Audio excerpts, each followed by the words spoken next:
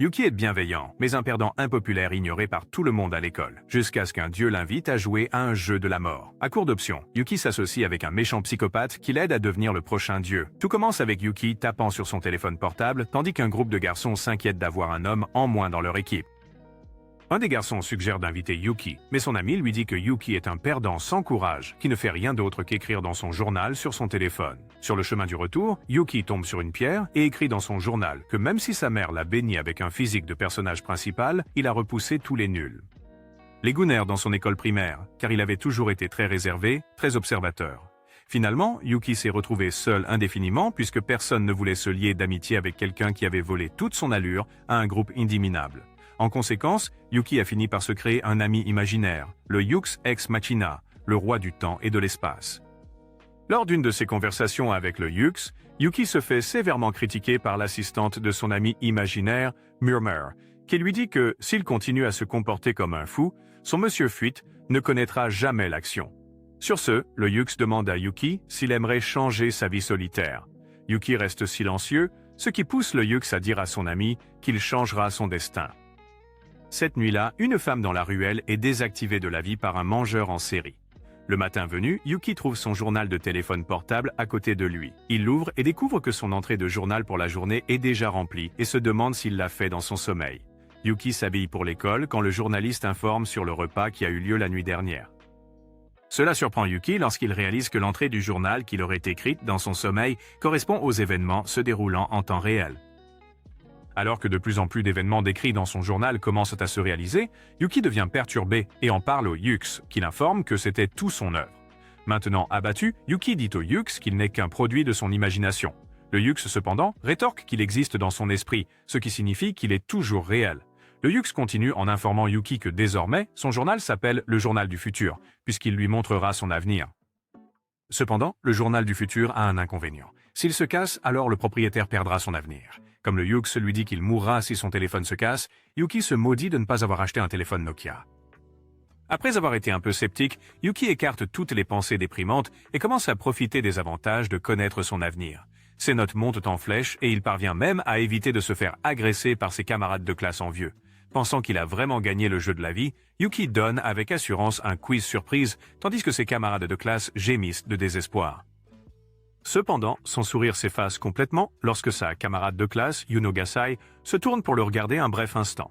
Cela le surprend car pourquoi une fille comme Yuno avec d'excellentes notes regarderait-elle un ver solitaire comme lui?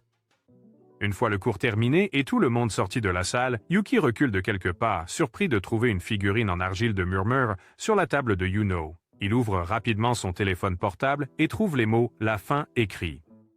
Maintenant terrifié, Yuki se demande bruyamment quel genre d'avenir c'est quand soudain Yuno apparaît et lui dit que son avenir est aussi sombre que l'étoile de mer en chocolat de sa mère. Cela l'effraie encore plus, poussant Yuki à se sauver. En courant, Yuki ouvre son téléphone et réalise que son avenir a encore changé. Cette fois, l'entrée du journal lui dit que Yuno va le poursuivre dans toute la ville. Terrifié, Yuki entre dans un ascenseur quand soudain, Yuno fait son apparition. Maintenant piégé avec une fille Hello Kitty, Yuki attrape sa fléchette pour poignarder Yuno quand elle l'embrasse soudainement et lui dit que le futur lui a dit qu'il ne la poignarderait pas. Yuno lui dit en plus qu'elle n'est pas celle qui essaie de le tuer. À travers la porte de la classe, Yuki voit un homme masqué tenant une épée. Yuno lui dit alors que l'homme est le mangeur en série et aussi le troisième détenteur des journaux du futur. Plus Yuki écoute Yuno, plus il réalise qu'elle le surveille. Alors que Yuno dit à Yuki que son journal a parlé de sa mort, Yuki s'inquiète, mais Yuno le rassure en lui disant qu'elle a un plan. En arrivant sur le toit, Yuki se cache en tant que mangeur en série. Iyama arrive aussi. Au moment opportun, Yuno tend une embuscade à Iyama, tandis que Yuki lance une fléchette sur son téléphone, faisant disparaître Iyama dans un vortex. Une fois la menace écartée, Yuki invoque le Yux et lui demande avec colère pourquoi il y a d'autres détenteurs de Future Diary. En réponse, le Yux déclare qu'il n'a jamais été son ami, et que pour lui, ce n'est rien d'autre qu'un jeu de survie. Yuki se retrouve alors dans un espace différent avec d'autres détenteurs de journaux présents. Le Yux commence la réunion en disant à tout le monde qu'il croit que Yuki gagnera ce jeu, un jeu où les participants doivent s'éliminer les uns les autres pour gagner. Le dernier survivant remportera son trône. Avant de lever la séance, les détenteurs de journaux disent à Yuki comment ils prévoient de l'éliminer, puisqu'il est le favori du Yux. Cette nuit-là, Yuki se réveille d'un mauvais rêve qui bien sûr concerne Yuno. Il se rappelle comment la fille lui a dit qu'elle peut lire son avenir sur son journal du futur toutes les 10 minutes. Cela contrarie Yuki car il ne peut plus se sentir à l'aise en ouvrant son mode incognito. Le lendemain, Yuki se demande s'il a vraiment envoyé Iyama au tartare. En arrivant dans sa classe, un nouveau professeur informe la classe qu'il remplace leur professeur, Iyama. Yuki, perdu dans ses pensées, s'inquiète de la façon dont tous les détenteurs de journaux essaient de l'éliminer. Se sentant effrayé, il se demande s'il devrait en parler à Yuno même si elle est une stalkeuse bizarre. À la fin, Yuki décide de parler à Yuno qui lui dit qu'ils parleront plus tard. Maintenant seul dans la classe, Yuki essaie de se calmer lorsqu'une fille lui demande des nouvelles de leur professeur Iyama, tout en lui révélant qu'il était un mangeur en série. La fille s'approche alors de Yuki en lui disant comment le journal du futur de Iyama s'appelait le journal du meurtre, et quand il a essayé d'éliminer un autre concurrent, il s'est fait éjecter à la place. Maintenant méfiant envers la fille mystérieuse, Yuki recule lorsqu'elle essaie de toucher son téléphone portable. Il ouvre son téléphone et trouve le drapeau de fin fatale, l'alertant de sa mort imminente. Cependant, avant que la fille ne puisse lui faire du mal, Yuno arrive et frappe la fille avec un extincteur. La fille esquive rapidement l'attaque et informe Yuki et Yuno qu'elle est la 9e propriétaire de journal, Uryu. Juste au moment où elle s'éloigne, une explosion retentit, éliminant des centaines d'étudiants innocents. Yuno protège rapidement Yuki, qui commence à sangloter. Il dit à Yuno que le drapeau de fin de mort signifie qu'il a 3 heures à vivre. Mais Yuno le rassure en lui disant qu'elle s'occupera de la fille pour lui. À ce moment-là, Yuki réalise qu'il a besoin d'une fille folle comme Yuno à ses côtés. Alors, sans perdre un instant, il dit à Yuno de le protéger. Yuno le rassure de ne pas s'inquiéter et les deux échangent leur salive pour marquer leur étrange amitié. Pendant ce temps, Uryu utilise un haut-parleur et annonce à tout le monde à l'école qu'elle a pris le contrôle du bâtiment. Dans un autre bâtiment, Yuno informe Yuki que son journal s'appelle le journal aléatoire, ce qui signifie qu'il note tout ce qu'il voit. Grâce à cela, il dispose d'une abondance d'informations qu'il peut utiliser pour se protéger contre Uryu et Mail Hacker. Yuno encourage alors Yuki à lire son journal. En suivant ses instructions, Yuki lit que la classe 2C va exploser sous peu. Réalisant qu'ils sont devant l'endroit en question, Yuno jette Yuki au sol, tandis qu'une explosion se produit. Maintenant, avec Yuno à ses côtés, Yuki commence à se sentir trop confiant. Il pense que tout sera facile désormais, mais une explosion se produit à côté de lui, le ramenant à la dure réalité dans laquelle il se trouve. Yuki se plaint à Yuno que son journal ne lui parle que de son environnement. Sur ce point, Yuno révèle que, puisqu'elle l'observe, son journal lui indique ce qu'il fait. De cette façon, ils peuvent utiliser leurs 2 journaux pour le protéger. Au lieu de se sentir soulagé, Yuki commence à pleurer et révèle à Yuno combien il détestait être seul toutes ces années. Il a choisi d'être un observateur parce qu'il avait peur d'être blessé par les autres. En voyant son garçon préféré pleurer, Yuno réalise que Yuki est comme un pauvre hamster, destiné à courir sur la roue pour l'éternité. D'un ton rassurant, Yuno dit à Yuki qu'il devrait rencontrer leurs camarades de classe qui le protégeront certainement. Yuki accepte rapidement la suggestion et décide de parler à ses camarades du journal sur téléphone portable. En exécutant leur plan, Yuno sent quelque chose d'anormal, mais avant qu'elle ne puisse agir, Yuki est retenu par ses camarades de classe. Il s'avère qu'Uryu avait dit à tout le monde d'amener Yuki à elle en échange de leur liberté. Alors que Yuno est capturée par les étudiants, elle pense qu'elle avait tort d'appeler leurs camarades de classe les amis de Yuki, puisqu'ils sont tous déterminés à l'éliminer. Se sentant enragé, Yuno se libère et court vers Yuki, tandis que toutes les explosions déclenchées par Uryu se produisent. Cela surprend Uryu elle-même, alors qu'elle se demande qui condamnerait volontairement leurs camarades de classe pour Yuki. Revenant à Yuki, Uryu lui dit que toutes les bombes exploseront dans quelques minutes, quand soudain le 4e détenteur des journaux du futur arrive pour sauver Yuki. Il se présente comme Keiko et révèle à Yuki que son journal s'appelle le journal d'enquête, qui prédit tous les crimes qui auront lieu à l'avenir. Puisque Keiko est policier, Uryu en profite et lui dit que s'il n'exécute pas Yuki, tout le monde mourra. Sans hésiter, Keiko pointe son arme vers Yuki qui se prépare à mourir, quand soudain Yuno saute sur Uryu. Voyant l'agitation, Keiko dit à Yuki de prendre son journal à Uryu et de mettre fin à tout cela avant qu'elle ne le tue. Yuki écoute le conseil et fonce sur Uryu. Yuno, utilisant son journal, guide Yuki à travers le champ de mine, ce qui pousse Uryu à capturer Yuno. À ce moment-là, les camarades de classe de Yuki lancent leur livre sur Uryu pour aider Yuki. Ensuite, utilisant sa fléchette, Yuki esquive l'œil d'Uryu, la faisant lâcher la télécommande de la bombe. Keiko dit à Uryu que son jeu est terminé, mais la fille active une bombe fumigène et révèle que son journal s'appelle le journal de l'évasion. Avec cela, elle part à toute vitesse sur un vélo. Plus tard, Keiko propose une alliance pour arrêter ce jeu fou. Yuki accepte l'invitation, tandis que Yuno est heureuse que son homme soit en sécurité. Le lendemain, Keiko invite Yuno et Yuki à son bureau où il leur dit que pour arrêter ce jeu de la mort, ils doivent identifier tous les détenteurs de journaux. Cela dit, il ordonne aux enfants de traîner au parc d'attractions pour qu'Uryu puisse les poursuivre. Sans plus attendre, Yuki et Yuno se dirigent vers le parc d'attractions où Yuki décide de demander à Yuno pourquoi elle est si obsédée par un garçon qui ressemble à quelqu'un qui joue à Valorant compétition. Cependant, avant qu'il ne puisse poser la question, Yuno l'entraîne pour essayer les manèges. Finalement, Yuki oublie toutes ces questions et réalise à quel point Yuno est mignonne.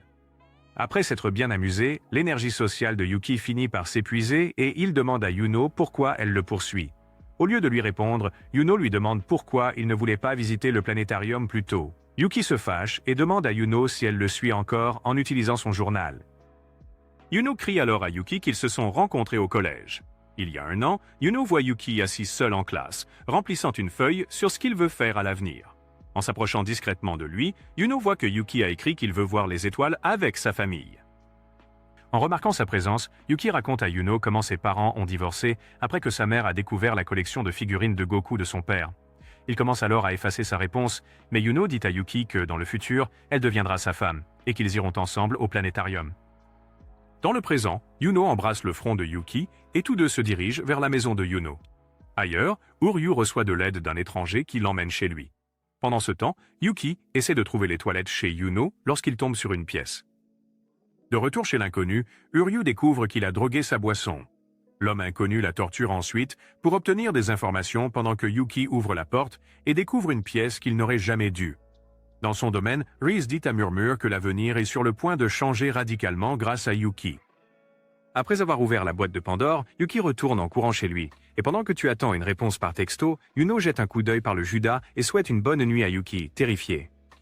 Alors que la terreur s'empare de lui, Yuki se glisse sous sa couverture et se remémore les squelettes qu'il a vus dans la chambre de Yuno. Il réalise qu'il ne veut plus d'une petite amie psychopathe et décide d'appeler les forces de l'ordre quand soudain Yuno lui envoie un message demandant à qui il essaie d'envoyer un texto.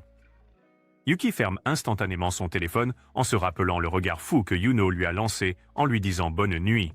Finalement, l'épuisement prend le dessus et Yuki s'endort.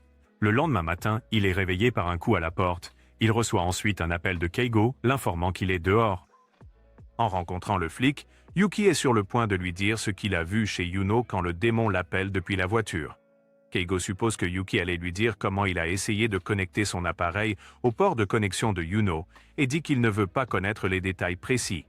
Dans la voiture, Keigo informe Yuki que son journal d'enquête lui a révélé qu'Uryu a été capturé par un groupe religieux appelé Omikada Q.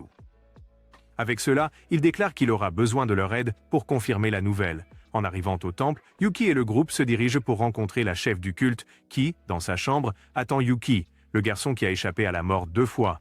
Elle réalise qu'il est mignon et décide de garder Yuki pour elle. Après beaucoup de marches, le groupe se retrouve en présence de la chef qui se présente comme Tsubaki. Elle s'adresse instantanément à Yuki et lui dit qu'elle a un journal depuis qu'elle est enfant, mais récemment le journal a commencé à annoncer des événements depuis l'ombre. En conséquence, elle l'a maintenant nommé le journal de clairvoyance. À ce moment-là, Yuki et le groupe réalisent qu'ils sont face au 6e détenteur de journal.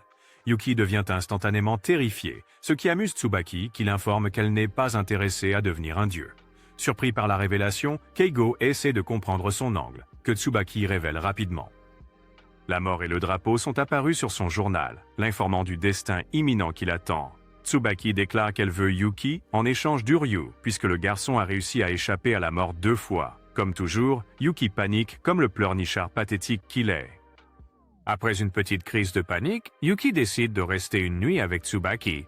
Les deux ont une conversation où Tsubaki informe Yuki que Yuno va détruire sa vie. À quelques mètres de là, Yuno lit comment Tsubaki parle mal d'elle et décide de frapper la paix. Tout à coup, la cage de Tsubaki s'enflamme, tandis que les dévots dans le temple se lancent dans une frénésie meurtrière.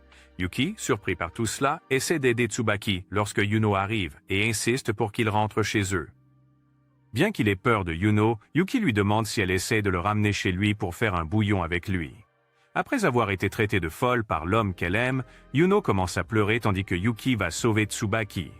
Le système d'arrosage se déclenche enfin, éteignant le feu et la folie. Pendant ce temps, Yuno se tient entre les corps tombés et décide que Tsubaki a dû empoisonner l'esprit de Yuki. D'un autre côté, Uryu se retrouve enchaîné dans une cellule souterraine. L'étranger joue avec son œil crevé et dit à Uryu qu'elle n'est pas de taille face à Tsubaki. De retour dans la cage de Tsubaki, Yuki se fait dire par elle que ses adeptes semblent être sous hypnose. Les deux décident alors d'utiliser le journal de clairvoyance pour découvrir qui essaie de l'éliminer. Cependant, lorsque son journal lui montre un rapport sur plusieurs personnes suspectes, Yuki et Tsubaki déduisent que le véritable coupable utilise encore une fois l'hypnose. Tsubaki et Yuki décident d'agir lorsque Yuno apparaît et dit à Tsubaki qu'elle est sur le point de mourir ici. Soudain, le journal de Yuki l'informe de sa mort et déclenche une alarme pour lui et Yuno. Dans la cellule souterraine, l'étranger se transforme en un accoutrement fou, ce qui fait réaliser à Uryu que seul un détenteur de journal peut être aussi cinglé. Cependant, au lieu d'avoir peur, Uryu dit à l'homme fou qu'il ne sait pas qu'il est face à une personne encore plus folle, faisant allusion à Yuno.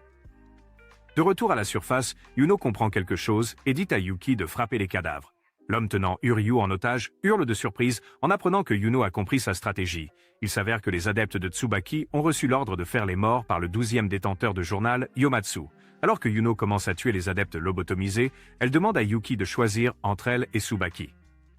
Surpris par cette demande bizarre, Yuki demande à Yuno ce qu'elle veut dire, et la fille déclare que puisque ses adeptes lobotomisés la ciblent, il vaudrait mieux qu'ils partent sans elle. Tandis que Yuki peine à prendre une décision, Tsubaki repense à sa vie de merde. Depuis qu'elle était jeune, elle avait une mauvaise vue et a été bénie par le pouvoir de clairvoyance. Ses parents ont créé l'Omikada-kyo pour qu'elle ait des adeptes dévoués afin de rendre sa vie plus facile. Mais en grandissant, elle a réalisé que ses parents étaient des menteurs qui avaient inventé ce mensonge sur son pouvoir de clairvoyance. En réalité, ils voulaient juste former une secte avec elle comme chef marionnette.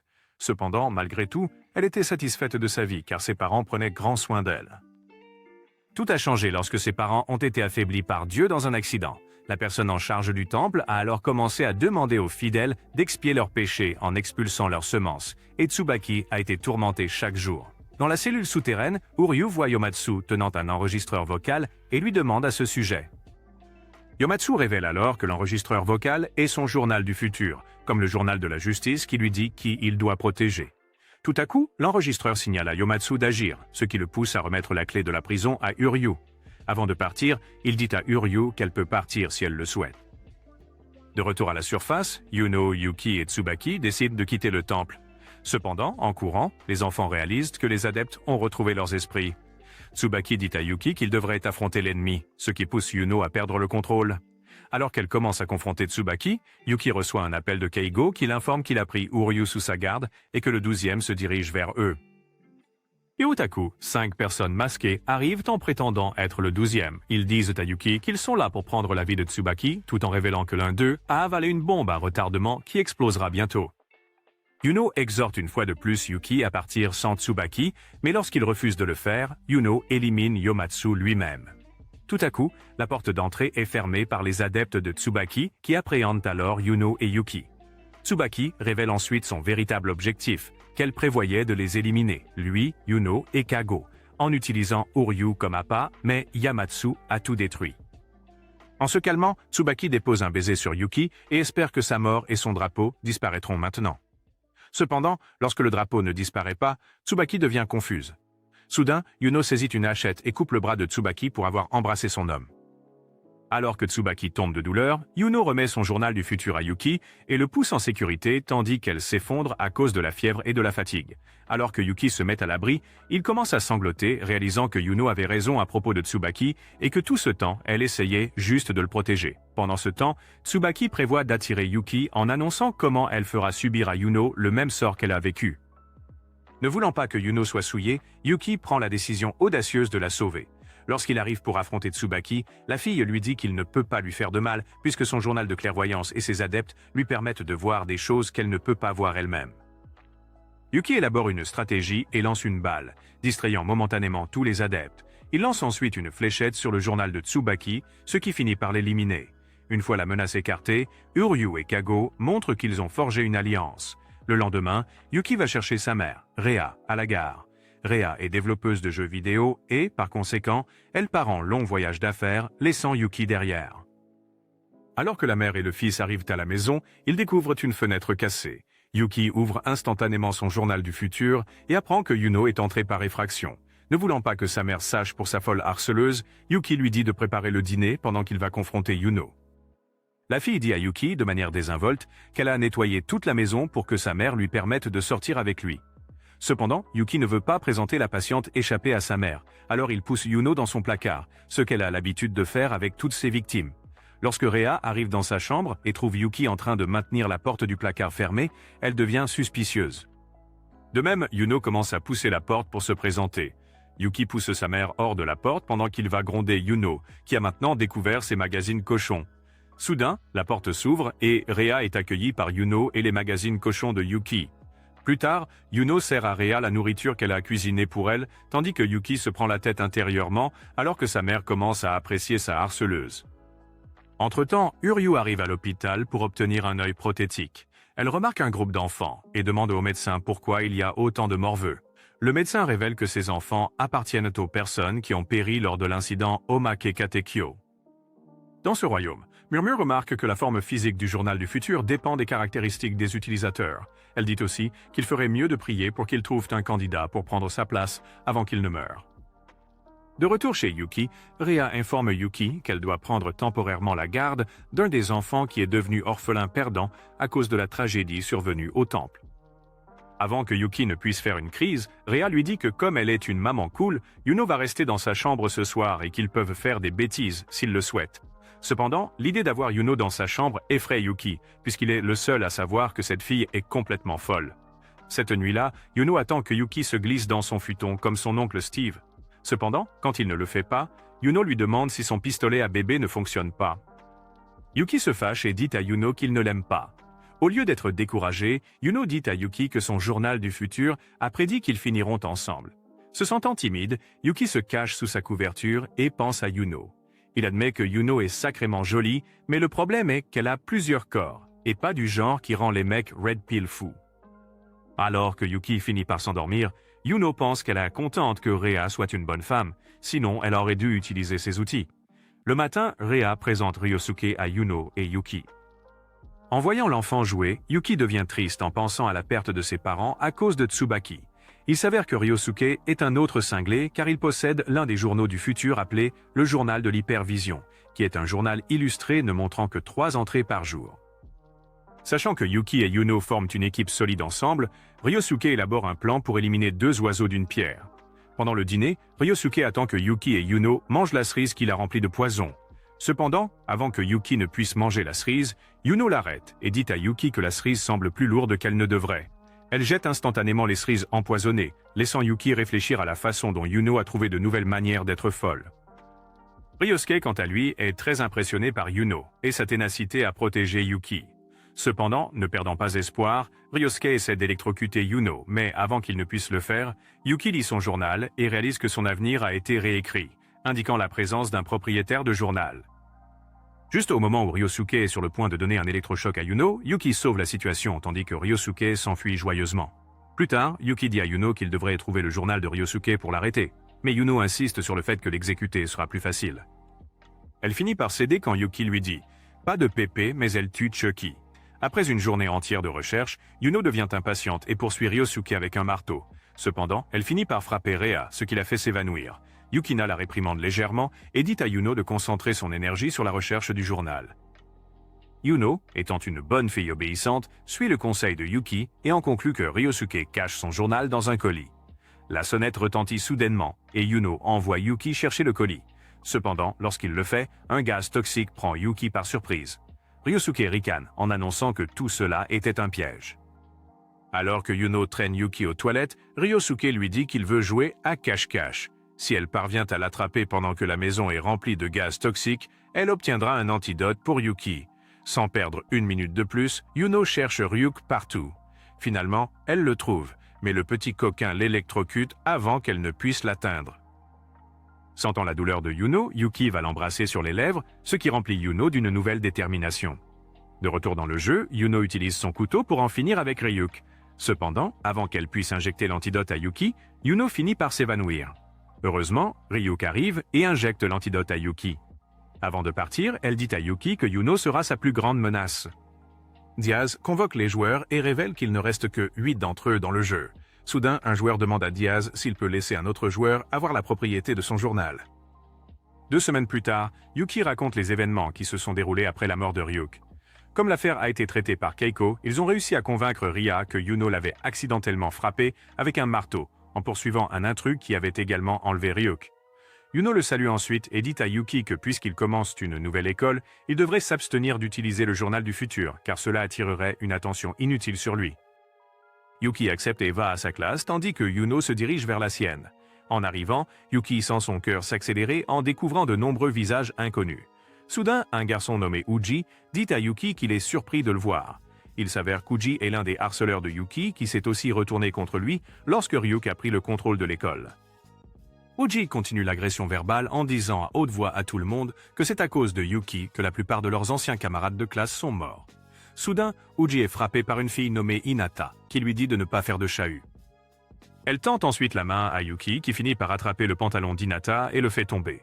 Tandis qu'Hinata rougit, une autre fille nommée Mao prend une photo pour qu'Hinata s'en souvienne. Le professeur principal arrive peu après et révèle qu'un mangeur en série est en liberté. Alors que Yuki s'inquiète, Hinata révèle comment les cadavres ont été retrouvés à moitié dévorés. Lorsque Yuki essaie d'obtenir plus d'informations, Mao intervient en disant qu'Haru pourrait l'aider à trouver le salaud qui fait tout ça.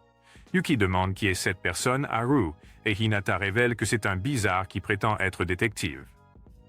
Yuki et ses nouveaux camarades décident de se rendre sur la scène du crime après l'école, mais cela ne plaît pas à Yuno qui veut Yuki rien que pour elle. En jouant, Hinata se sépare du groupe. Soudain, Yuki entend un bruit provenant de son journal du futur, signalant que l'avenir a changé.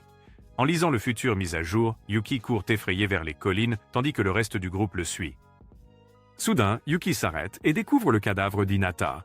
Le groupe se retrouve alors entouré par une meute de chiens sauvages, également responsable de la mort d'Hinata. Soudain, un garçon arrive et dit à Yuki de ne pas s'inquiéter car il est là pour aider. Après s'être présenté comme Haru, sans attendre une minute de plus, il attrape Yuki et dit à tout le monde de courir vers la tour. Après être arrivé, Haru dit à Yuki qu'il fait des recherches sur lui depuis que plusieurs tragédies se sont produites dans leur ville. Yuki pâlit, mais Haru le rassure en lui disant qu'il ne croit pas qu'il soit le coupable. Pour prouver qu'il n'est pas suspect, il dit à Yuki de regarder les chiens qui sont clairement après lui. Yuki, pensant qu'Haru lui veut du bien, commence à se détendre quand Yuno lui dit de rester sur ses gardes. Elle déclare que celui qui contrôle les chiens peut être dans la pièce avec eux, ce qui inquiète tout le monde. Tout à coup, les chiens commencent à devenir fous. Voyant ses amis paniqués, Yuki décide d'utiliser son journal pour prédire les attaques des chiens. La nuit, les chiens abandonnent et rentrent chez eux. Uji félicite Yuki, ce qui le pousse à révéler le secret de son journal du futur. Soudain, Mao s'approche furtivement et tient un couteau à la gorge de Yuki. Après avoir pris son téléphone, Hinata réapparaît et révèle que son journal s'appelle « Le journal de l'éleveur ». Elle déclare également que son véritable objectif est de prendre le journal d'Haru. Une semaine auparavant, Hinata est appelée par son père, qui révèle qu'il est derrière les récents meurtres. Il l'informe des journaux du futur et comment il tuait ceux qu'il pensait être détenteurs de journaux.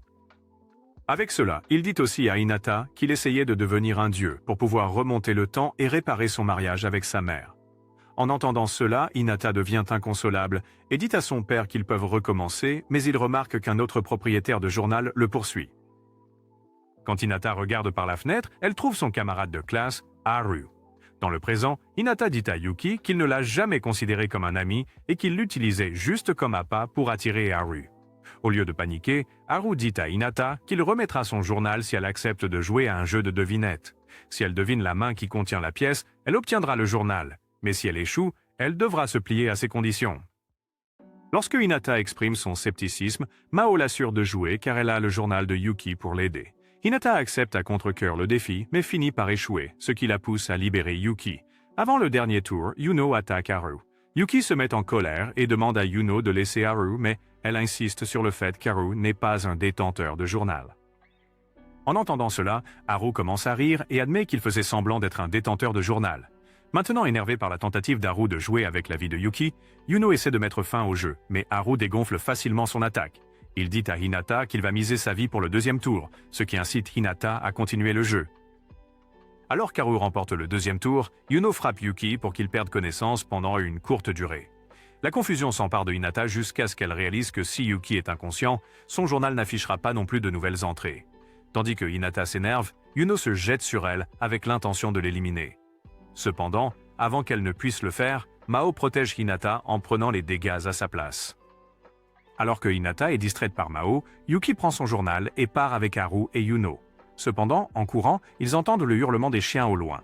Yuki se souvient que, il y a quelques jours, Keiko l'a informé que le joueur numéro 10 avait demandé à Diaz de changer sa propriété, mais que Diaz avait refusé. Keiko l'avertit alors de rester sur ses gardes, car le numéro 10 pourrait essayer d'utiliser une personne innocente pour ses propres intérêts cupides. Après s'être souvenu de sa conversation avec le policier, Yuki dit à tout le monde de courir et qu'il va essayer de faire changer d'avis Hinata. Faisant confiance à Yuki, Haru et Yuno acceptent tous les deux. Cependant, au lieu de partir avec Haru, Yuno accompagne Yuki. En courant, Yuki dit à Yuno qu'il n'a pas l'intention de faire du mal à Hinata. En réponse, Yuno dit à Yuki qu'elle est la seule amie dont il a besoin. Quand Yuki ne l'écoute pas, Yuno court devant et se prépare à éliminer Hinata. Frustré par son comportement, Yuki demande à Yuno pourquoi elle l'empêche de se faire des amis. Yuno admet en larmes qu'elle a peur qu'il commence à aimer Hinata, c'est pourquoi elle doit éliminer quiconque essaie de se rapprocher de lui. En entendant cela, Yuki dit à tout le monde que Yuno n'est pas son amie, mais sa petite amie. En entendant cela, Yuno commence à rougir de manière incontrôlable, tandis que Yuki transpire abondamment intérieurement, car il ne peut plus se libérer de Yuno. Hinata accepte Yuki comme son ami et s'excuse auprès de son père pour avoir échoué. Numéro 10 utilise l'un des chiens pour communiquer et dit à sa fille qu'il lui a menti sur tout. Une fois qu'il a fini de se confesser, Keigo apparaît et lui tire une balle dans la tête. Dans sa chambre, Uryu jette un coup d'œil à sa robe et se remémore un souvenir du passé. Uryu venait juste de recevoir son journal d'évasion et était devenue si arrogante qu'elle pensait pouvoir faire le moonwalk et éliminer Iyama en même temps.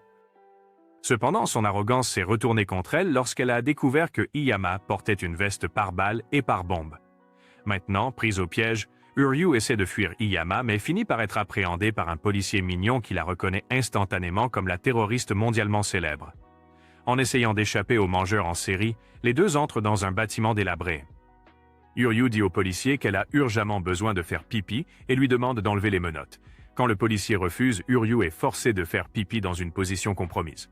Après s'être accidentellement trempé dans les toilettes, Uryu commence à frissonner de froid, ce qui n'échappe pas au policier, qui trouve une robe et lui demande de la porter. Une fois qu'elle porte la robe, le policier la complimente, ce qui la fait rougir. Cela incite le policier à la taquiner davantage. Les choses s'intensifient et le policier se retrouve à faire confiance à Uryu.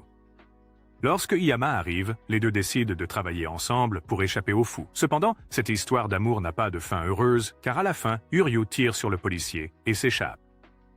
Dans le présent, Haru trompe Yuki pour qu'il ait un faux mariage avec Yuno. Alors que Yuno est heureuse, Yuki regrette d'avoir menti à Yuno, car il déteste chaque seconde passée avec elle. En arrivant sur les lieux, Yuno et Yuki sont tous deux forcés de mettre leur robe de mariée. Quand Yuki voit Yuno dans la robe blanche, il oublie tout et commence à s'amuser. Après avoir pris des photos, Yuki se demande pourquoi il ne se laisse pas tomber amoureux de Yuno. Au début, il pense que c'est à cause des tendances de Yuno à le suivre, mais il réalise ensuite que c'est parce qu'il a vu un tas de cadavres traîner nonchalamment dans la maison de Yuno. Après avoir eu un faux mariage, Yuki ramène une Yuno endormie chez elle. Cependant, en arrivant, il trouve Haru là-bas, qui explique qu'il a enquêté sur sa maison, y compris la pièce interdite. Mais la seule chose qu'il a découverte derrière la porte était un énorme trou dans le sol. Quand Yuki interroge Yuno sur ce qui est arrivé au cadavre qui se trouvait autrefois dans la pièce et pourquoi il y a maintenant un trou, elle prétend ne pas savoir de quoi il parle et invite Yuki à explorer sa maison. Yuki devient non-verbal quand il réalise que Yuno n'a aucun souvenir de sa visite précédente. Sur le chemin du retour, Haru se confie à Yuki, disant que son objectif était simplement de faire confronter Yuno à la vérité sur ses actions pour l'aider à se stabiliser. Cependant, il croit que son esprit est actuellement si instable qu'elle a réécrit ses propres souvenirs pour faire face. Il ajoute que le seul moment où Yuno semble mentalement stable, c'est quand elle est avec lui. Pendant ce temps, Keigo désigne Yuki et Yuno comme les principaux suspects du meurtre du père d'Hinata. Il y a quelques semaines, Keigo s'incline devant Uryu et lui demande de former une alliance avec lui. Au début, Uryu rejette sa demande, lui disant qu'il a Yuki. En réponse, Keigo lui dit qu'il ne veut pas être le meilleur ami de Yuki, car il ne cherche pas à devenir un dieu. Donc, cela doit être elle, qui veut devenir un dieu et réformer le monde. Avec cela, il dit à Uryu qu'il a juste une demande. Dans le présent, Yuki est appréhendée par les flics et amenée au poste. Yuno lui assure que tout ira bien puisqu'elle est avec lui. Yuki pense intérieurement que sa présence à ses côtés est sa plus grande source d'inquiétude. Soudain, le côté fou de Yuno se déclenche alors qu'elle commence à chercher des armes pour tuer Keigo. Voyant cela, Yuki la rassure rapidement en lui disant qu'il ira bien. Une fois que Yuki entre dans la salle d'interrogatoire, Keigo lui demande de jouer à la roulette russe avec lui. Pendant ce temps, le journal de Yuno l'informe que Keigo est une menace, ce qui la pousse à agir. Elle arrive dans la salle d'interrogatoire et tire sur Keigo, comme il le souhaitait. Lorsque les policiers la trouvent avec une arme, Yuno prend l'un d'eux en otage pour fuir le poste de police avec Yuki. Cependant, dans sa tentative de fuite, Yuki finit par tirer sur un policier. Keigo lit tout cela dans son journal d'enquête et lance la phase 2 de son plan. Il ordonne à tous les policiers en attente de neutraliser Yuki et Yuno à tout prix. En attendant, Yuno et Yuki lisent dans les journaux du futur qu'ils seront éliminés par Keigo. Cela les pousse à sauter du toit du commissariat. Cependant, après avoir survécu, Yuno et Yuki finissent par devenir des fugitifs de l'État. Alors qu'ils se cachent dans un hôpital, Yuno et Yuki voient la femme de Keigo apporter des donuts. La faim prend le dessus sur les enfants et ils décident de la suivre quand soudain Uryu apparaît et appréhende Yuki. Alors que Yuki essaie de se libérer, il finit par activer l'une des bombes d'Uryu, ce qui provoque un énorme trou dans le sol. Sans issue, Uryu crie sur Yuki quand soudain, Yuno attrape une échelle et demande à Yuki de venir vers elle. Uryu, réalisant qu'elle est dans une impasse, supplie Yuki de forger une alliance temporaire avec elle quand soudain Keigo appelle et ordonne à Uryu d'amener Yuki et Yuno à lui. Dans son état de panique, Uryu dit à Keigo d'aller se mettre un tuyau là où je pense. Après avoir rompu l'alliance avec Keigo, Uryu remarque la mort et le drapeau apparaître dans son journal. Elle dit ensuite aux enfants de la suivre et les emmène dans la chambre d'hôpital où la femme de Keigo est assise à côté d'un garçon inconscient. Uryu révèle alors que Keigo les a trahis parce qu'il essaie de devenir un dieu pour sauver son fils de la mort. Elle dit alors à Yuno et Yuki de forger une alliance avec elle s'ils veulent éliminer Keigo. Selon les ordres de Keigo, les Sats et d'autres policiers entourent rapidement l'hôpital, prêts à neutraliser Yuno, Yuki et Uryu. À l'intérieur de l'hôpital, Uryu assure à la femme de Keigo qu'elle ne prévoit pas de l'envoyer dans le royaume des ombres, car elle est la clé pour garder Keigo sous contrôle. Elle se tourne ensuite vers Yuno et Yuki, leur demandant s'ils sont d'accord avec tout. Yuno, comme toujours, dit à Uryu qu'elle fera tout pour garder Yuki en sécurité. Yuki, en revanche, reste silencieux alors qu'il essaie de comprendre sa relation avec Yuno. Voyant que personne n'a d'objection, Uryu déclare que pendant les négociations, elle veut que Yuki explore l'hôpital puisqu'il est l'homme, tandis que Yuno surveillera les otages et maintiendra le contact avec Yuki. Alors que Yuki commence à se dégonfler, Uryu lui remet une bombe et lui dit de se faire exploser s'il rencontre des problèmes. Avant de partir, Yuki dit à Yuno qu'il aimerait l'emmener quelque part une fois que tout cela sera terminé.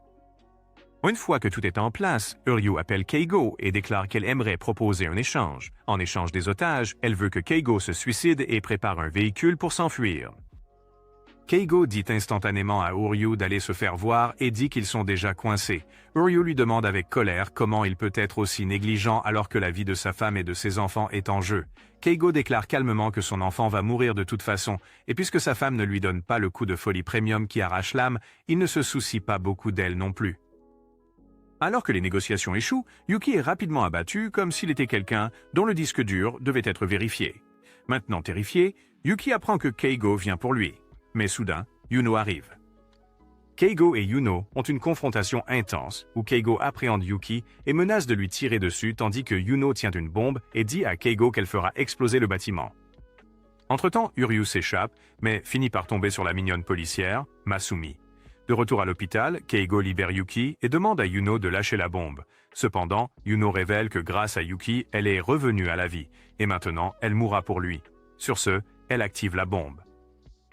Alors que le bâtiment s'effondre, Yuki tend la main vers Yuno, mais Keigo apparaît et appréhende Yuno à la place. Il dit à Yuki que s'il utilise le pistolet, il touchera sûrement Yuno.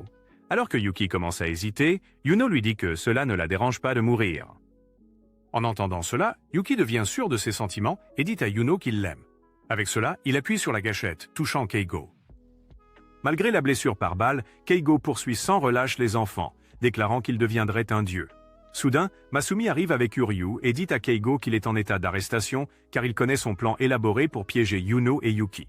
Lorsque Keigo demande à Masumi pourquoi il tient tant à croire en une terroriste, Uryu sort son téléphone et diffuse un enregistrement où Keigo admet qu'il pardonnerait ses crimes si elle l'aide à attraper Yuno et Yuki. Keigo accepte la défaite et demande à Uryu de former à nouveau une alliance avec lui. Il lui demande de s'occuper de son fils, ce qu'Uryu accepte. Une fois que son fils est pris en charge, Keigo casse son téléphone et est aspiré dans le vortex. Grâce à Masumi, les noms de Yuki et Yuno sont blanchis et les deux décident de sortir ensemble pour la première fois. Avant de monter dans le train, Yuki donne son téléphone à Yuno et s'excuse pour aller aux toilettes. Entre-temps, Haru envoie un email à Yuki pour lui dire de rester loin de Yuno, car la police le recherche. Bien sûr, Yuno lit et supprime l'email. Dans son royaume, Deus remarque que Keigo n'était pas censé mourir, car il était le gagnant assuré du jeu. Il tourne son attention vers son assistante, Murmure, et lui demande si elle a fait quelque chose. Murmure déclare nonchalamment qu'elle veut juste rendre le jeu plus excitant et trouver le prochain dieu avant qu'il ne meure. Dans le présent, Haru invite Mao, Hinata et Aoji à un voyage dans le but de se rapprocher de Yuki. Avant de se réunir avec ses camarades de classe, Haru a été appelé par Masumi qui avait trouvé le carnet de Keigo et découvert tous les secrets sur les journaux du futur. Haru exprime sa propre inquiétude au sujet de Yuno, ce qui pousse Masumi à révéler que Yuki et Yuno se dirigeaient vers les montagnes. Dans le présent, Masumi rassemble tous les enfants et leur dit que Yuki est retenu en otage en ville par Yuno. Il leur demande alors de l'aider à trouver Yuki avant qu'il ne soit trop tard. Comme Hinata avait été touchée par la gentillesse et le charme de Yuki, elle accepte la demande, incitant tout le monde à faire de même. Pendant la recherche, Haru s'associe avec Aoji tandis que Hinata et Mao font équipe pour trouver Yuki. Cependant, après avoir fouillé plusieurs bâtiments, Haru réalise que Yuno pourrait encore avoir besoin d'électricité et d'eau et demande à ses amis de chercher uniquement des bâtiments avec de l'eau courante et de l'électricité. Il demande également à Masumi de vérifier si un bâtiment ou un hôtel est directement possédé par Yuno. Entre-temps, Hinata reçoit soudainement un email de Yuki qui lui dit qu'il a été kidnappé par Yuno et a besoin d'aide. En lisant l'email, Hinata devient frénétique et court pour sauver Yuki seul, tandis que Mao appelle Haru et Uchi et les informe de tout. Haru réalise rapidement que l'email a été envoyé par Yuno et court pour sauver Hinata du danger imminent. Cependant, en arrivant à l'hôtel, Haru, Mao et Uchi se retrouvent piégés dans une chambre à gaz car Yuno est fan du grand artiste en Allemagne. De retour dans le royaume de Deus, Murmure demande à Deus de parier sur l'un des concurrents. Elle mise sur Yuno tandis que Deus parie sur Yuki. Dans une autre pièce, un Yuki enfermé est amené pour nous acheter Yuno. Quand elle essaie de le forcer à manger, Hinata lui dit d'arrêter, affirmant qu'elle est la petite amie pour faire ça à Yuki. Cependant, Yuno dit à Hinata que Yuki est heureux maintenant, même si le garçon a l'air d'avoir subi une vasectomie sans son souhait. Yuno tourne son attention vers Yuki et dit qu'ils seront en sécurité dans cette pièce car aucun propriétaire de journal ne pourra leur faire de mal. De retour dans la chambre à gaz, Haru remarque une caméra et l'utilise pour communiquer avec Yuno. Il lui demande si elle a 2 crânes avec elle, ce qui l'énerve. Haru continue en disant à Yuno qu'elle a enquêté sur le grand trou dans sa maison et a trouvé 3 corps. Yuno crie furieusement à Haru, disant qu'il a réveillé maman et papa. Après avoir découvert l'identité des 2 corps, Haru demande à Yuno à qui appartient le 3e corps. Quand Yuno ne répond pas, Haru lui dit que si elle ne les libère pas, il va appeler la police. En entendant cela, Yuno dit à Haru qu'elle va raccrocher. Au lieu de s'inquiéter, Haru réalise que Yuno altère à nouveau ses souvenirs. Alors que le gaz commence à remplir la chambre, Uji commence à paniquer et ouvre son téléphone pour écrire son testament, quand soudain une notification apparaît l'informant qu'il est le détenteur du journal de l'apprenti. En utilisant le journal, Uji parvient à utiliser le ventilateur pour rejoindre Yuno, Yuki et Hinata. Il confronte alors Yuno et lui demande de libérer Yuki. Yuno, étant une meurtrière aguerrie, dit à Uji qu'elle lui remettra la clé du système d'exploitation, qu'il pourra utiliser pour libérer Haru et Mao. Uji regarde son journal, qui confirme qu'il sera celui qui libérera Haru, alors il prend sans réfléchir la clé de Yuno et déverrouille la porte de la chambre à gaz. Cependant, au moment où il se retourne, Yuno lui tire une flèche dans la jambe avec un arc. Elle dit ensuite à Uji que son journal est inutile car il ne prédit que ses succès mais pas ses échecs. Quand Yuno se tourne pour regarder Yuki, elle réalise qu'il s'est libéré. Yuki apparaît par derrière et gifle Yuno, lui disant qu'Hinata l'a aidé à se libérer. Il attrape ensuite Uji et Hinata et sort par la porte, où il est accueilli par Haru et Mao.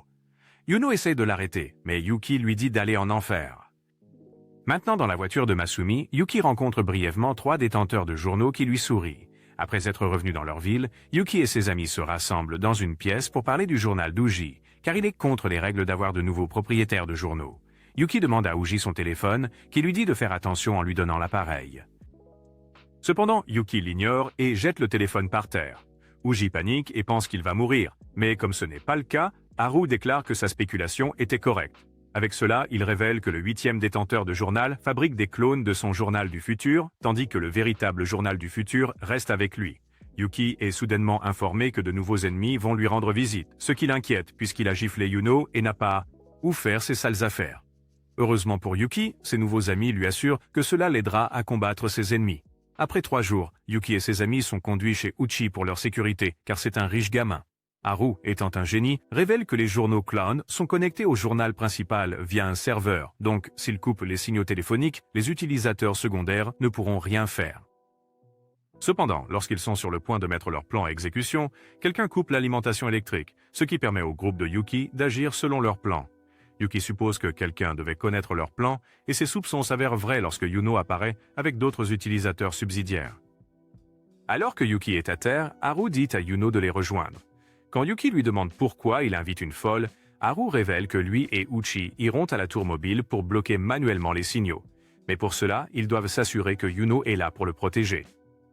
Bientôt, les utilisateurs subsidiaires, Marco et Ai, arrivent pour éliminer Yuki. Yuno supplie Yuki de lui détacher les mains, mais il rejette sa demande et dit qu'il ne veut pas être enfermé à nouveau dans son sous-sol. Juste au moment où Marco et Ai coincent Yuki, Haru désactive les signaux téléphoniques. Cependant, à la grande malchance de Yuki, Marco et Ai dévoilent 2 ensembles de téléphones différents et informent Yuki qu'ils sont les véritables détenteurs de journaux et que leur journal du futur s'appelle le journal d'échange. Craignant pour sa vie, Yuki libère Yuno tandis qu'Ai et Marco interrompent leur série de meurtres pour une rapide séance de baisers. Après tout, répandre l'amour est plus important que de tuer. Marco révèle ensuite que son journal lui donne des nouvelles d'Ai, tandis que le journal d'Ai lui donne des nouvelles de Marco. Avec cela, le couple déclare que c'est une bataille contre Yuno et lui. Et s'ils gagnent, cela signifierait que leur amour est fort. Avant que Yuki ait la chance de réagir, Ai lance un couteau sur Yuki, que Yuno dévie. Yuki loue les compétences de Yuno, ce qui la pousse à travailler plus dur. Ai panique, ce qui la pousse, elle et Marco, à battre en retraite. Alors que Yuno et Yuki se regroupent, Ai et Marco sortent un Mao et un Hanada blessés du manoir pour s'occuper de leurs blessures. Surpris par leur comportement, Hanada leur demande ce qu'ils font. Le couple révèle que leur véritable cible est Yuki et Yuno et qu'ils ne voulaient pas qu'ils soient brûlés dans la maison. Marco et Ai rentrent dans la maison pour affronter Yuki et Yuno. À la surprise générale, ils parviennent à maîtriser Yuno et Yuki. Quelques jours plus tard, Yuki ouvre les yeux et trouve Haru à ses côtés, qui révèle que Marco et Ai ont pris son journal et celui de Yuno. Avant que Yuki ait la chance de réagir, une infirmière apparaît et s'enquiert du 7e détenteur de journal. Alors que Yuki exprime sa confusion, l'infirmière révèle son identité en tant qu'Uryu. À l'hôpital, Yuki trouve Uryu assis sur lui pendant qu'il fait des pompes. Ah, ça aurait dû être moi, pas lui. Ce n'est pas juste. Accablé par son poids, il demande à Uryu ce qu'elle fait. À ce moment-là, Masumi et Haru quittent la pièce en disant à Uryu de préparer Yuki. Uryu les rassure et dit à Yuki qu'à partir de maintenant, elle sera son entraîneuse personnelle pour qu'il soit mieux préparé pour son combat contre les 7e. En entendant cela, Yuki dit de plaisanter car il n'y a aucun moyen qu'il puisse affronter Ai et Marco. Soudain, la porte s'ouvre, révélant le père de Yuki, Kuroe. En voyant Yuki passer à l'action, Kuroe supplie Uryu d'utiliser son visage comme une lunette de toilette, ce qui dégoûte énormément Uryu et Yuki. Alors que Kuroe continue de se comporter comme s'il n'avait jamais vu de femme auparavant, Yuki réalise pourquoi sa mère a divorcé de ce salaud. Cependant, malgré tout, Yuki dit à son père qu'il souhaite qu'il se remette avec sa mère car ils n'ont jamais pu voir les étoiles. En entendant cela, Kuroe dit à Yuki que s'il le surpasse à l'entraînement, il exaucera volontiers son souhait. Cependant, il s'avère qu'Uryu veut le père de Yuki pour elle-même, alors elle laisse Kuroe gagner à chaque compétition malgré l'avance de Yuki. Alors que Yuki s'agace du favoritisme évident, il confronte Uryu qui hausse les épaules et lui dit de profiter de ses moments avec son père puisqu'il n'a pas passé de temps avec lui depuis un moment. Yuki accepte et décide de garder ses plaintes pour son cher journal intime. En attendant, Yuno sourit, tenant un couteau. Elle exprime son soulagement de voir Yuki heureux et pense à quel point il a de la chance d'avoir un bon père. Plus tard, Uryu déclare que pour le dernier test, la personne qui atteint le sommet de la montagne en premier gagnera. Elle révèle également que ce test sera fait de manière équitable, et si Yuki gagne, il pourra réaliser son souhait. Cependant, avant la course, son père révèle qu'il s'est séparé de Ria parce qu'il a joué ses fonds universitaires à Las Vegas. En entendant cela, Yuki devient triste et réalise qu'il n'y a aucun intérêt à gagner la course car Ria ne pardonnerait certainement pas à son père. Déjà familière avec la mentalité de perdant de Yuki, Uryu lui donne son avis en lui disant qu'il devrait gagner pour prouver au moins à quel point il est sérieux concernant son souhait. Cela remplit Yuki de détermination. Cependant, lorsqu'il atteint le sommet, il trouve une lettre de Kuroe disant qu'il a trouvé un moyen d'effacer sa dette et de se réunir avec sa mère. Pendant ce temps, Yuno espionne Kuroe qui retourne dans la chambre d'hôpital de Yuki pour trouver un téléphone portable. Soudain, il reçoit un appel d'une personne inconnue. Kuroe assure à l'appelant qu'il cassera le téléphone de Yuki en échange de l'effacement de sa dette. Bien sûr, Yuno entend tout cela et commence à planifier son prochain mouvement. Le lendemain, Yuno s'approche furtivement de Kuroe dans l'espoir que le jeu le termine, mais Yuki l'arrête et exige de savoir pourquoi elle essaie de le rendre orphelin de père. Yuno révèle toute l'histoire et suppose que Kuroe semble être lié au 11e détenteur du journal. Juste à ce moment-là, Yuno reçoit un appel de Marco qui lui demande d'amener Kuroe à la tour, sinon il cassera ses téléphones et ceux de Yuki. Quand Kuroe apprend que le téléphone de Yuki est avec quelqu'un d'autre, il accepte d'accompagner Yuno à la tour. Cependant, en arrivant à la tour, Marco place leur téléphone devant eux et demande à Yuki de le combattre. Alors que Yuki engage Marco dans un combat, Kuroe attrape le téléphone de son fils et le casse. Dans cette fraction de seconde, Yuno court vers Ai et attrape le bouquet dans sa main, révélant leurs journaux du futur originaux. Yuki, cependant, est bouleversé par la trahison de son père, mais réalise ensuite qu'il ne connaît pas toute l'histoire. Soudain, le sol sous Yuki s'effondre, ce qui le fait tomber. Il y a 13 ans, Ai est abandonnée à la gare par ses parents. C'est alors qu'elle rencontre Marco, qui l'emmène dans son orphelinat appelé le village des mères. En grandissant, Ai se rapproche de Marco, ce qui exaspère certains des pygmées de sa classe. Ainsi, pour donner une leçon à Ai, il l'appelle dans une usine abandonnée où il laisse quelques hommes répugnants l'agresser. Marco reçoit son message et lorsqu'il trouve Ai dans une position compromettante, il perd son sang-froid et finit par tuer l'un des futurs prêtres. Réalisant qu'il sera enfermé dans une prison avec Didi le tripoteur, Marco panique et décide de mettre fin à ses jours quand Ai l'arrête et lui dit qu'elle a besoin de lui. À ce moment-là, ils se promettent de ne jamais se quitter. Dans le présent, Mizumi, qui enquêtait sur le village des mères, apprend l'explosion de la bombe dans la tour. Pendant ce temps, à l'intérieur de la tour, Yuki attrape la main de Yuno, qui le remonte tandis que Kuru est de nouveau capturé par Marco et Ei, qui disent à Yuki de le combattre. Alors que le bâtiment commence à s'effondrer, Yuno dit à Yuki qu'elle a un plan. Dans une autre pièce, Marco attend Yuki, mais est accueilli par Yuno. À l'aide d'un microphone, Yuki, dans une pièce différente, informe Marco que Yuno va l'affronter. Cela le contrarie, mais Marco bat néanmoins Yuno et dit à Ei de tenir Yuno pendant qu'il affronte Yuki. Alors que Marco s'en va, Yuki apparaît et Marco réalise qu'il a laissé Ai seul avec Yuki et Yuno. Cependant, il est trop tard car Yuno tranche la gorge d'Ei juste devant son amant. Lorsque la tour commence à s'effondrer, Kuru attrape un parachute et dit à Yuki que puisqu'il est venu de ses chutes, il va juste faire un autre soleil et s'envoler. Lorsqu'il atteint le sol, il est accueilli par Ria qui le bombarde de questions. Énervé, Kuru lui crie dessus tout en tenant un couteau dans l'autre main. De retour à la tour, Ai a du mal à respirer mais dit à Yuno et Yuki, qui sont maintenant sous les décombres, que Marco gagnera ce jeu. Cependant, à sa grande consternation, au lieu de s'échapper, Marco vient être avec lui. En voyant leur amour, Yuki ordonne à Yuno de l'aider à soulever les décombres pour que Marco puisse être avec Ai. Après avoir réussi, Ai trouve Marco avec une tige profondément enfoncée dans son abdomen. Marco attrape alors Ai et remet un parachute à Yuki, lui disant d'arrêter de plaindre ses ennemis. Alors que Yuno et Yuki s'échappent, Marco et Ai passent leurs derniers moments ensemble. En atteignant le sol, Yuki apprend de Mizumi que Ria a été assassinée. Il y a 1 an, Yuno se rend en classe quand un groupe de garçons s'extasie sur sa beauté.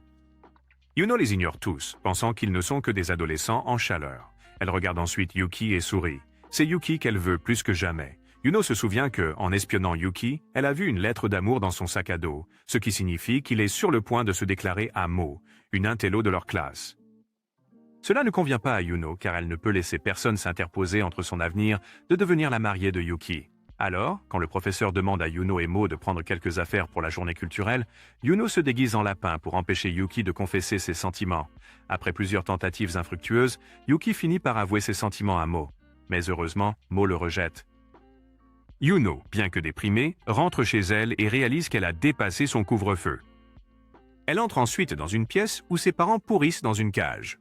Yuno s'assoit devant eux et se souvient que, chaque fois qu'elle était en retard, ses parents l'enfermaient dans une cage et refusèrent de lui donner à manger.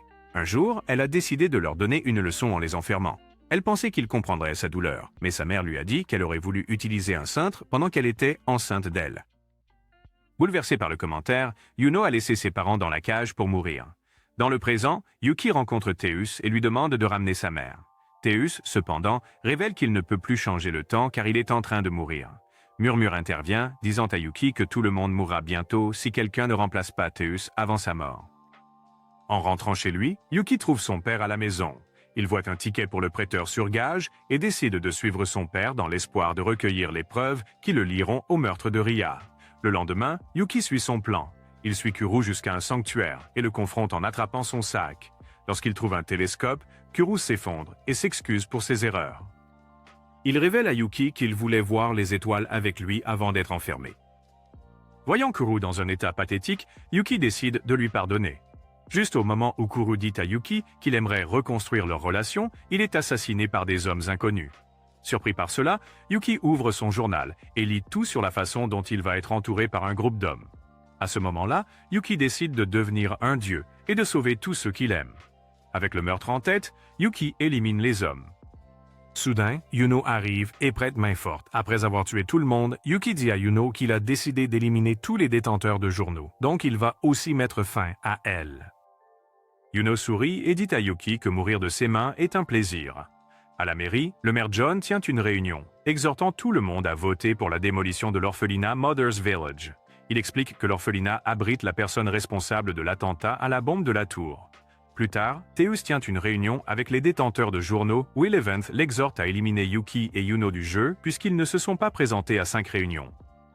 Juste au moment où Teus est sur le point d'éliminer Second et First, Yuki arrive avec Yuno dans ses bras. Il dit avec assurance à Eleventh qu'il sait qu'il est le maire John et que le 8e détenteur de journal est le gardien de l'orphelinat Mother's Village. Réalisant que tout le monde connaît maintenant l'identité de chacun, Teus enlève le déguisement. Yuki révèle alors comment le maire John a donné le feu vert pour démolir l'orphelinat de Mother's Village, ce qui énerve numéro 8. Une fois la réunion terminée, Yuki demande à Yuno comment était son jeu d'acteur. Yuno le félicite, ce qui rend Yuki heureux. Pendant ce temps, Uryu rencontre Misumi pour l'informer de la réunion avec Teus. Après avoir appris l'identité du maire, Misumi informe Uryu qu'il a identifié les 2 corps dans la maison de Yuno comme étant ses parents adoptifs. Le 3e corps n'est pas encore identifié. Pendant ce temps, Yuki et Yuno s'associent avec Yoshida pour abattre John, avec Yoshida possédant le journal de l'apprenti qui permet à d'autres de se connecter à son serveur et d'obtenir une version limitée des journaux du futur. Elle sollicite l'aide des enfants de son orphelinat pour soutenir leur plan. Alors que Yuki et Yuno lancent un raid sur l'équipe de sécurité de John avec l'aide de Yoshida et de ses orphelins, John active les brouilleurs de signaux électroniques de ses véhicules, rendant les journaux de Yoshida et de ses orphelins inutiles. Saisissant l'opportunité, Yuki et Yuno trahissent Yoshida en éliminant ses orphelins, la forçant à fuir la scène avec John.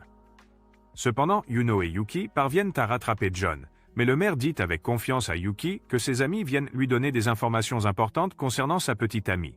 Alors qu'Haru et Uryu arrivent sur les lieux, Haru lance un cordon ombilical vers Yuki et révèle que le 3e corps trouvé dans la maison de Yuno appartient à une fille nommée Yuno Gasai, ce qui signifie que la fille devant lui est une imposteur. À la surprise de Yuno et de tout le monde, Yuki choisit de rester ami avec elle malgré tout. Plus tard, Uryu reçoit des informations sur l'endroit où se trouve John de la part de Masumi, qui dit à la terroriste qu'il a fini de l'aider. Lorsque Uryu arrive sur les lieux, elle se cache et entend John révéler son plan à Yoshida. Il explique qu'il a l'intention d'utiliser son journal pour transformer chaque citoyen de la ville de Sakurami en utilisateur de journal du futur. Pour y parvenir, il a sécurisé un super ordinateur, Olon 3, qui réalisera sa vision. Uryu essaie d'arrêter la mission de John en lui lançant une bombe, qu'il attrape et lui renvoie. Une explosion se fait entendre dans le bâtiment, ce qui alerte toutes les forces de l'ordre, y compris Masumi. Uryu essaie de fuir la scène quand elle est appréhendée par Masumi qui lui fait une proposition. Stupéfaite par cette confession soudaine, Uryu déclare qu'il veut juste lui faire des bébés. Masumi confirme cela et dit à Uryu qu'il veut lui donner plusieurs bébés. Entendant une telle honnêteté brutale, Uryu rougit et essaie de s'enfuir, mais Masumi la rattrape et lui demande ce qui la ferait dire oui. Uryu, étant une tsundere, dit à Masumi qu'elle acceptera sa proposition s'il détruit Olon 3. Avec cela, elle court à l'intérieur du bâtiment en espérant obtenir l'ordinateur avant Masumi pour pouvoir protéger son col de l'utérus du flic bizarre. Cependant, en arrivant, Uryu est attrapé. Masumi arrive, tire sur ses collègues et lance une bombe sur Olon 3. Après avoir sauvé Uryu et terminé sa mission, Masumi essaie d'embrasser Uryu qui lui rend l'appareil. Cependant, en plein milieu, il reçoit un appel l'informant que les gens deviennent fous en Val. Il s'avère qu'une partie seulement de Holon 3 a été détruite. En conséquence, tous les citoyens de la ville de Sakurami possèdent désormais des journaux du futur. Pendant ce temps, dans sa chambre, l'US réalise que son assistant prépare un mauvais coup, alors il se retire dans sa chambre pour planifier son prochain mouvement. De retour en ville, Masumi rassemble Uji, Hinata et Mao pour élaborer une stratégie afin de vaincre John. Alors qu'il travaille sur le plan, Uryu se rapproche de découvrir le secret derrière le journal de John. Au milieu de son enquête, elle est soudainement convoquée par les États-Unis qui l'attaquent. Cependant, quand elle regarde en bas, elle réalise que ce n'était rien d'autre qu'une illusion. Avec des affaires plus urgentes à traiter, Uryu interroge les États-Unis au sujet du journal de John. Les États-Unis révèlent que John possède le journal de l'Observateur, qui lui permet d'espionner les autres détenteurs de journaux. Il est également révélé que John a joué un rôle significatif dans la création des journaux du futur. Après avoir découvert le secret de John, Uryu dit au reste du groupe d'écrire des mensonges dans leurs journaux pour qu'ils puissent confondre John et lancer une attaque surprise. Cependant, John se rend compte de ce qu'il prépare et planifie en conséquence. À la fin, Uryu et son gang sont interceptés par les hommes de John. Uryu perd une main et alors qu'elle est sur le point d'être abattue, Masumi utilise son corps blessé pour la protéger. Yuki et Yuno arrivent, ayant intelligemment utilisé le groupe d'Uryu comme diversion pour exécuter leur propre mission. Leur plan est de faire pression sur John en faisant appel à sa conscience, en prenant des civils en otage pour tenter de le forcer à agir. Lorsque le plan de coercition échoue, Yuki ordonne à Yuno de libérer ses amis pendant qu'il part à la poursuite de John. Cependant, avant cela, Uryu dit à Yuki qu'elle va s'associer avec lui pour la mission, mais si cela échoue, elle l'éliminera pour les avoir utilisés, elle et Masumi, comme appât. Entre-temps, John entre dans une banque appartenant aux parents de Yuno Gesei, avec l'intention de s'enfermer dans un coffre-fort. Juste au moment où il s'apprête à le faire, Yuki et Uryu arrivent pour l'arrêter. Malheureusement, ils arrivent trop tard car John s'enferme. Voyant que leur plan a échoué, Uryu tourne son arme vers Yuki, prête à lui tirer dessus. Alors que Yuki se cache, Uryu révèle comment elle a grandi au Moyen-Orient, entourée de chameaux et de terroristes. Elle dit à Yuki que tout le monde a une histoire triste et que son plan de devenir Dieu et de ramener ses parents est stupide. En attendant, John regarde la confrontation entre Uryu et Yuki depuis le moniteur installé dans le coffre. Il soupire de contentement en pensant qu'il est intouchable puisque seul lui et les membres de la famille Gasai peuvent ouvrir le coffre. Ailleurs, Yuno tente de tuer Yoshida mais est arrêté par Haru.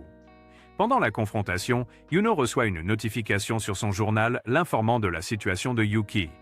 Pendant ce temps, Yuki sort de sa cachette avec une arme et admet à Uryu qu'il déteste tout ce sang mais qu'il n'a pas le choix. Uryu devient en colère et dit à Yuki d'arrêter d'être si pathétique. Elle lève son arme pour abattre Yuki mais finit par hésiter, permettant à Yuki de tirer le premier. Alors que Yuki retourne affronter John, il insulte Uryu, ce qui bouleverse Yuki. Juste à ce moment-là, Uryu arrive et dit à Yuki qu'elle va s'autodétruire avec une bombe pour que le coffre soit détruit aussi. Cependant, la mort d'Uryu est vaine, car le coffre reste intact. Soudain, Yuno arrive et console Yuki en lui disant de détruire le Holon. Yuki, toujours en deuil de la mort d'Uryu, obéit pendant que Yuno ouvre le coffre et neutralise John. Plus tard, Haru essaie de découvrir la vérité sur l'identité de Yuno quand soudain de grands cercles noirs envahissent le monde, détruisant tout sur leur passage. Murmure s'inquiète en se demandant si les États-Unis ont fait quelque chose pour accélérer le processus quand soudain Haru et Yoshida apparaissent devant les États-Unis. Haru remercie les États-Unis de lui accorder une audience, puis demande si le nouveau dieu peut tout réinitialiser, ce que Yuki a l'intention de faire. Alors que les États-Unis lui révèlent la vérité, Haru essaie de retourner rapidement vers Yuki, mais est appréhendé par les États-Unis. La divinité dit à Haru que son destin est de mourir avec lui, révélant comment il l'a créé en tant qu'observateur. En entendant cela, Haru reste sans voix, ce qui pousse le Hus à révéler davantage comment aucune de ses actions n'a été faite par libre arbitre. Incapable d'accepter que sa vie était un mensonge, Haru essaie de discuter. Alors le Hus lui dit que s'il peut nommer un seul événement fait de son propre libre arbitre, il le laissera vivre. Alors qu'Haru nomme plusieurs événements qui ont eu lieu dans sa vie, Luce lui donne des explications pour chacun d'eux, l'informant comment il accomplissait inconsciemment ses ordres. Pensant avoir perdu, Luce dissèque le corps d'Haru lorsque le garçon déclare que son amour pour Yuki était réel. Un journal apparaît dans les mains d'Haru, et il dit à Luce que le fait d'avoir utilisé l'aide d'Ushida pour obtenir un journal subsidiaire était aussi son propre choix. Le corps d'Haru redevient entier et, avec la permission de Luce, il retourne dans le monde. Pendant ce temps, Yuki et Yuno se dirigent pour rencontrer ses amis, lorsque Yuno lui demande s'il éliminera ses amis s'ils le trahissent. Yuki dit à contre-cœur à Yuno qu'il fera tout pour devenir Dieu et ramener tout le monde à la vie. Lorsque Yuki et Yuno arrivent sur place, ils trouvent Haru seul. Yuno dit alors à Yuki que ses amis l'ont trahi, car ils essayent de protéger Ushida. Avant qu'Haru ne puisse dire le contraire à Yuki, Yuno se précipite pour le poignarder, mais Haru est préparé. Il révèle que son journal lui permet de déjouer les autres détenteurs de journaux. L'esprit de Yuki commence à se briser, alors il finit par laisser Yuno avec Haru pendant qu'il part poursuivre Ushida. Arrivant sur place, Yuki est bloqué par Hinata, qui lui dit que Yuno lui ment et qu'il ne peut pas ramener les morts. Pendant ce temps, Yuno se poignarde elle-même, puisqu'elle ne peut pas poignarder Haru. Avec un sourire menaçant, elle dit à Haru qu'elle va dire à Yuki que son ami l'a attaqué vicieusement. Comprenant le piège de Yuno, Haru essaie de joindre Yuki, mais réalise qu'il est en communication avec Yuno.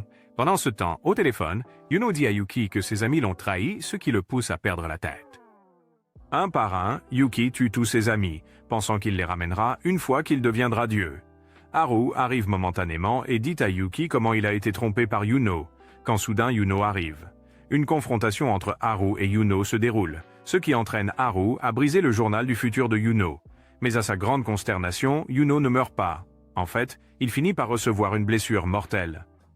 Alors qu'Haru gît dans sa mare de sang, il essaie de résoudre l'énigme de l'identité de Yuno et pourquoi elle n'est pas morte. Pendant ce temps, Yuki et Yuno trouvent Ushida, qui dit à Yuki de créer un endroit merveilleux pour les orphelins avant d'être tué par Yuno. Haru, ayant résolu le mystère, va avertir Yuki malgré son incapacité à parler. Cependant, avant qu'il ne puisse le faire, Yuno le décapite.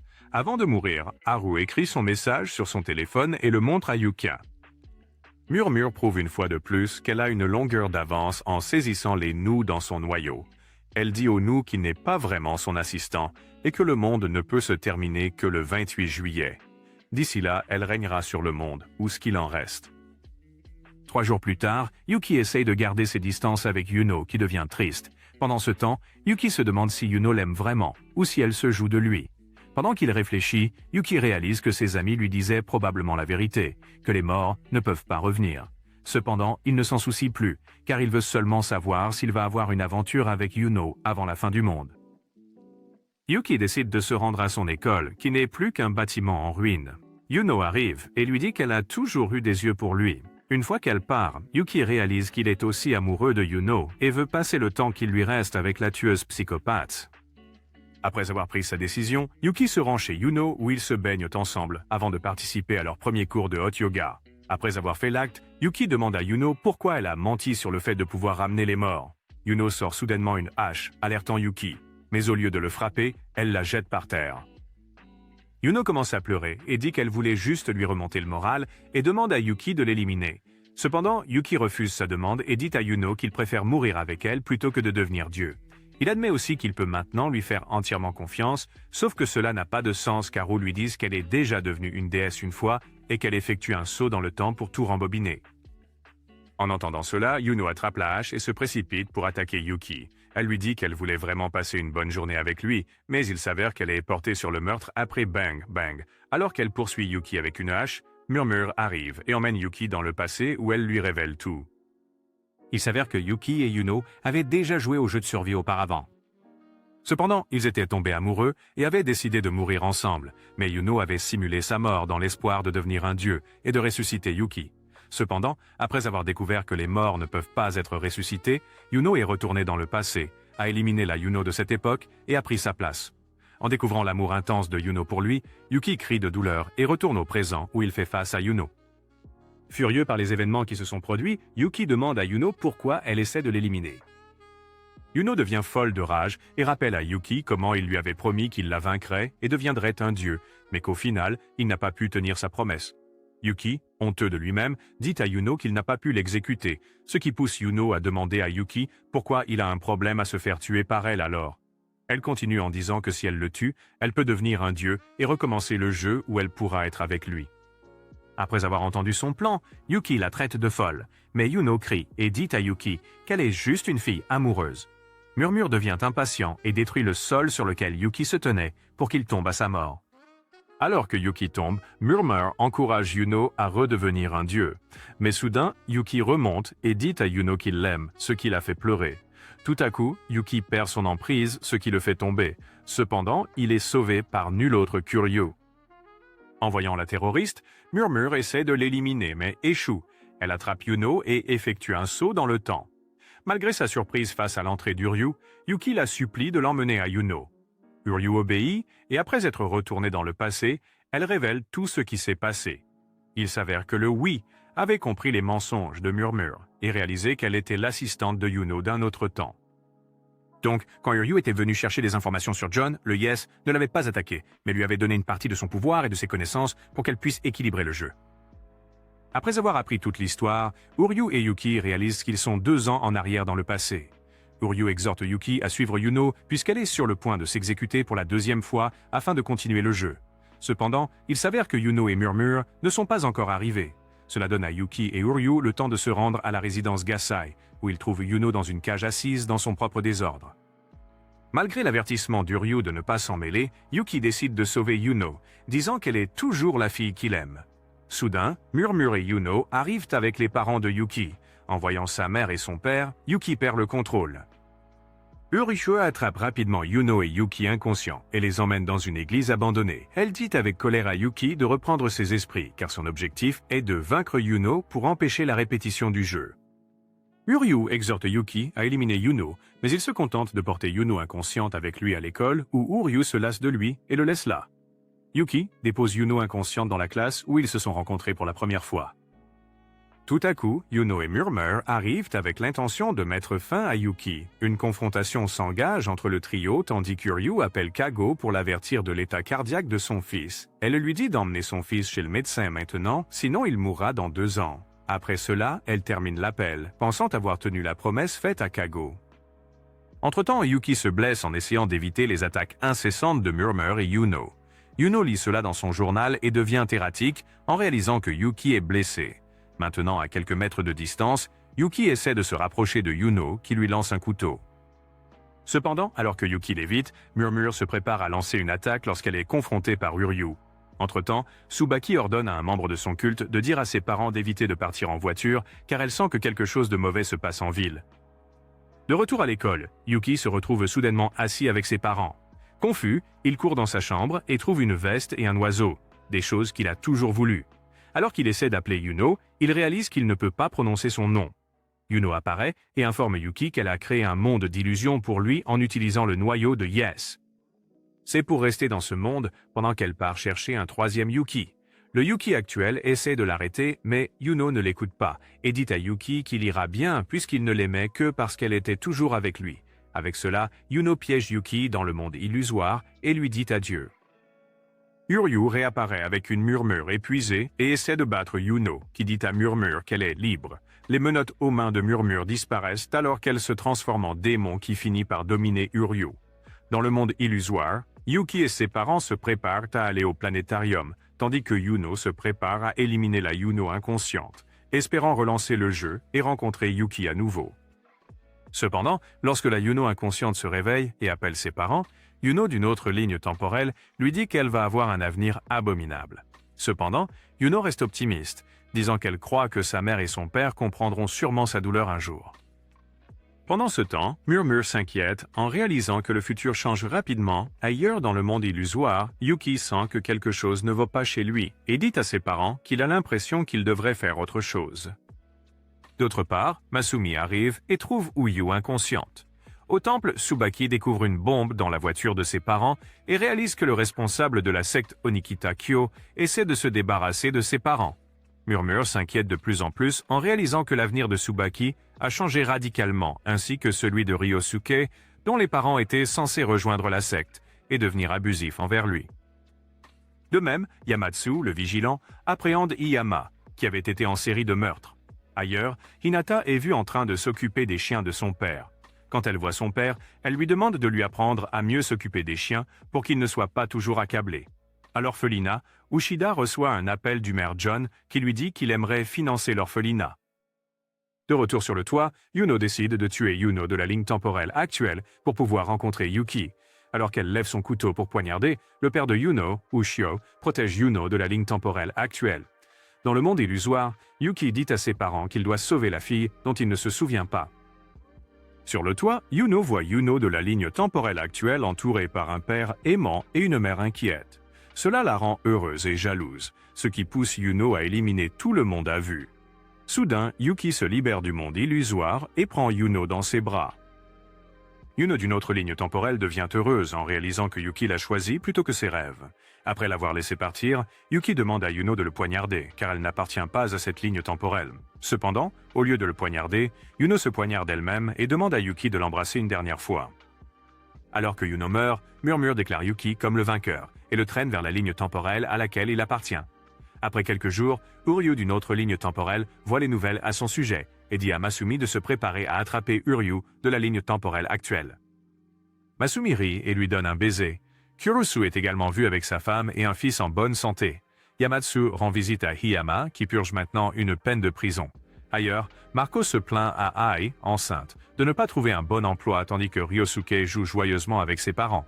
De même, Tsubaki est bordé par ses parents tandis qu'Ushida et John, qui sont fiancés, sortent pour un rendez-vous. Dans un parc, Uji traîne avec Haru tandis que Hinata et Mao les regardent et se demandent pourquoi ces garçons ont l'air bêtement familiers. Pendant ce temps, dans un café, Yuno raconte joyeusement à ses amis comment elle est partie en voyage avec ses parents, tandis que Yuki, ignorant l'existence de Yuno dans cette chronologie, traîne avec Mo et ses parents. Dans une autre chronologie, Yuki est maintenant Dieu depuis 10 000 ans, mais il pleure toujours Yuno. Murmure essaie de le consoler en lui disant de se créer de nouvelles femmes, mais Yuki l'ignore et pleure en lisant la dernière entrée du journal de Yuno. Penses-tu que Yuno aimait vraiment Yuki? Fais-le nous savoir en commentant « Je veux une méchante psycho ». Et si tu aimes les résumés d'anime, alors regarde cette vidéo.